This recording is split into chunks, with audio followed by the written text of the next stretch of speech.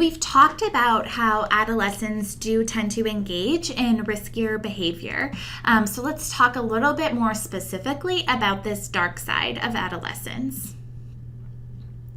So today, the drugs most commonly used in the U.S. include alcohol, tobacco, marijuana, hallucinogens, heroin, cocaine, barbiturates, and amphetamines.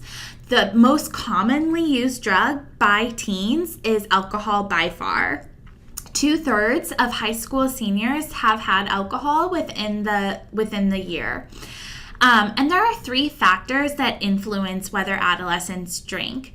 So we see that encouragement from parents can influence, peers can influence, and then their ability or inability to cope with stress. So, one thing that we see is that parents who drink in moderation around their children, it's typically okay, and it actually prevents binge drinking, or it's shown to prevent binge drinking.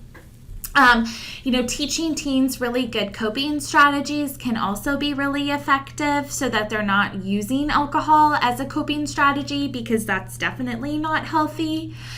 So teaching these effective coping mechanisms, or having in school student-led discussions of facts about drinking and how to resist peer pressure can also reduce teen drinking.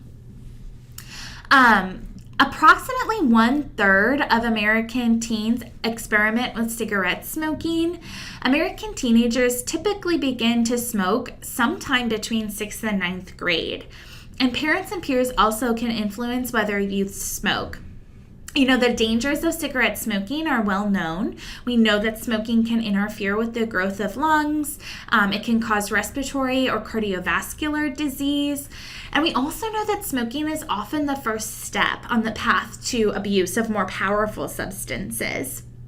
So school-based programs that work tend to have more common features, like a no smoking policy for all students, staff, and school visitors. They might have programs that provide information about the short and long-term health and social consequences of smoking. So programs then that go beyond the school and also involve parents or the community have been shown to be effective. And these comprehensive school programs can reduce teen smoking by 33%. Depression is definitely something that we see rise during adolescence. Depression is defined as pervasive feelings of sadness, irritability, and low self-esteem. Research reveals that unhappiness, anger, and irritation often dominate the lives of depressed adolescents.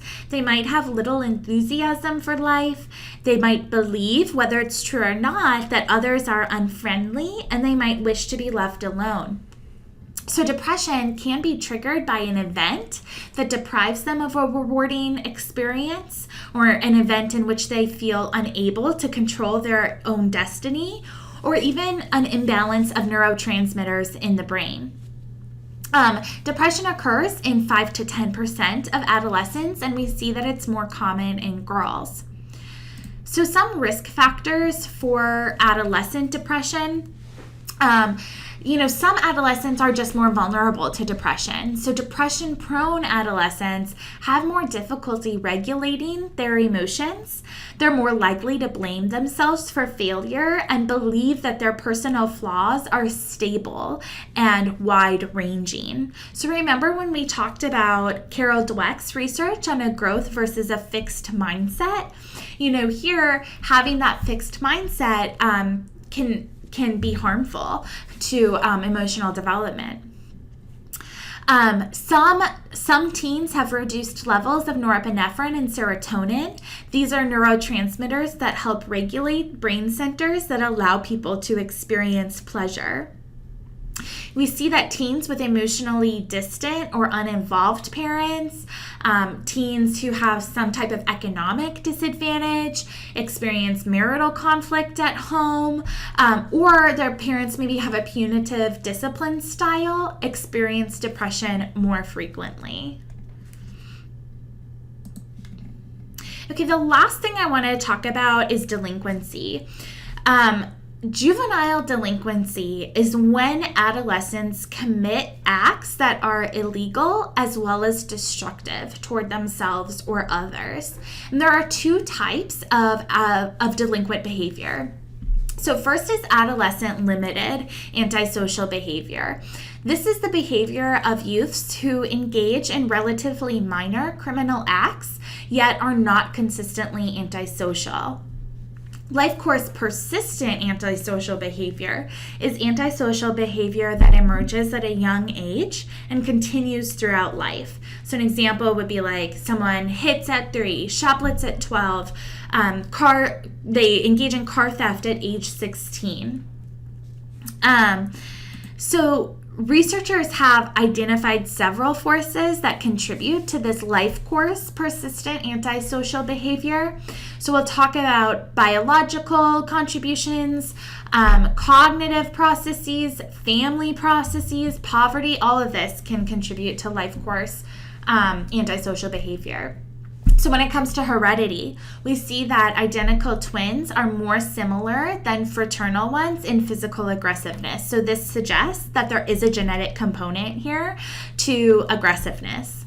When it comes to biology, being temperamentally difficult or overly emotional or inattentive, we see that this is linked to life course antisocial behavior. Testosterone levels are linked to it, as well as neurotransmitter deficits.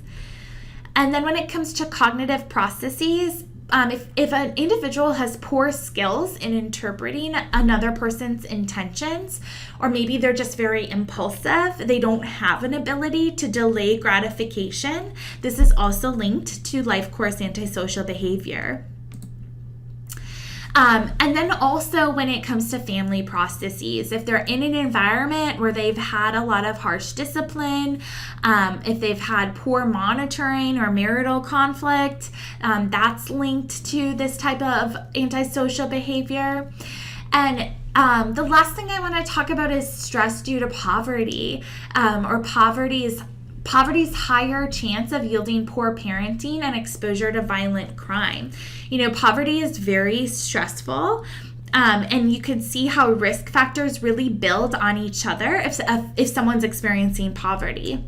So a family who's experiencing poverty is going to have poor parenting. First of all, they don't have the time, right, to spend on their parenting. So they'll have poor parenting.